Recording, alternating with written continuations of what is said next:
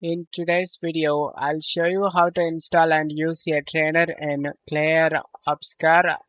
Check my video description for this trainer download link. Scroll down.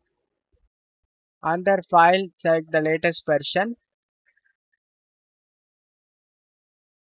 Once download done, check this folder icon and double click on the trainer exe and check the yes option. And now you need to launch the game. Once you are in game, press Alt Tab and open the trainer. Turn on the cheats you like to use. I'm gonna turn on infinite health,